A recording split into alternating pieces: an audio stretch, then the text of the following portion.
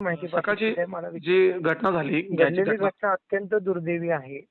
अच्छा, याच्यामध्ये काम करणाऱ्या ज्या कंपनीने ज्यांनी काम केलं त्याची ही सगळी चूक आहे. अच्छा. मग यावर आणि यावर तुम्ही काय यावर ॲक्शन? कमिशनर मॅडम, आयुक्त, उपायुक्त अडसूळ साहेब यांचं माझं बोलणं झालं. हं. कलेक्टर साहेबांनी फोन केला आणि त्या उपायुक्तांना आज असा निरोप दिलाय, जागेवर भेट त्यांनी जाऊन स्वतः आलोय हॉस्पिटलला पण आणि जागेवर जाऊन आलो मी स्वतः.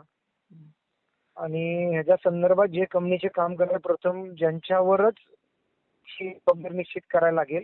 कारण इथं अत्यंत हलगर्जीपणा याच्यामध्ये जाणवतो. कारण ज्या माणसाने काम केलं त्यांनी त्या एंड गॅसचं जे कॅप बसवायला पाहिजे होती ती न बसवल्यामुळे गॅस लीक त्यात चालू राहिला.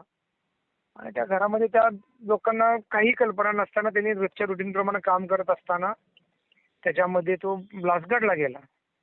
त्या जबाबदारी ही निश्चितच त्या कंपनीची आहे. आता तुम्ही त्या जखमींची भेट दिली सीपीआरमध्ये. काय त्यांची परिस्थिती काय आहे? त्यांना काय अशा काय मदत वगैरे काय, मदतीचा हात वगैरे काय? मध्ये मी स्वतः असेन किंवा सीपीआरचे सरकार म्हणून सगळीच लोक म्हणजे खूप प्रयत्न करतात त्यांचे उपचार करण्यासंदर्भामध्ये. यामध्ये जिथं आपल्या वतीनं जे काही उपचार करता येतील ते 100% सगळे उपचार आपल्या इथे करायला सांगितले. आणि वेळ प्रसंगी पडले तर खाजगीमध्ये करायला लागलं तर तेही करा, अशा सूचना आम्ही दिलेल्या आहेत. त्यामुळे कुठल्याही प्रकारचं गय करू नये, लोकांची गैरसोय होऊ नये या संदर्भामध्ये उपचार करताना ज्या पेशंटची या सगळी जबाबदारी आम्ही घेतलेली आहे.